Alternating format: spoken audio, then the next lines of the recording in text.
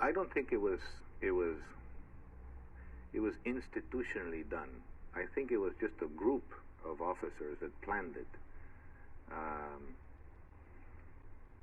Obviously, I did not participate in that meeting, and I don't know exactly what was said and done, but there's sometimes a way where you can find out what has been said in a meeting, especially when it deals with Salvadorian army officers. That's by looking at their agendas. They write everything down.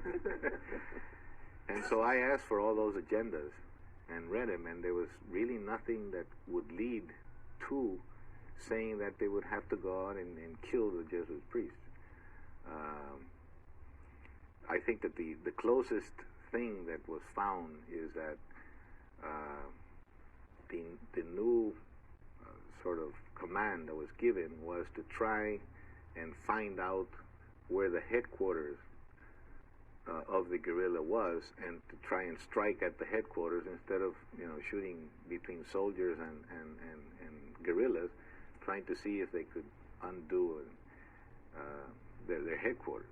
Whether that was misconstrued or thinking that the Catholic University and the Jesuit priest was one of their headquarters, that might be possible. But that would be the closest link that I would find in anything of that. No, I think that I never felt that the armed forces themselves felt that they could not control the situation. Basically, the strategy at the beginning was just to use infantry to deal with this because of the effect that, let's say, armored vehicles and air force or cannons or artillery would have in the civilian population.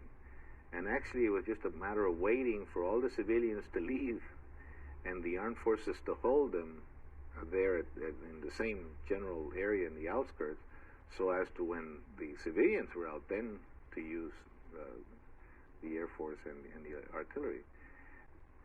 I never felt that there was anything but that strategy going on. And as a matter of fact, the night before the Jesuits were killed, in very early morning of the 16th, the Minister of Defense said that the assessment was that after that day, the civilian population was basically outside the waging war, because all the soldiers would see were guerrillas. They wouldn't see any more population.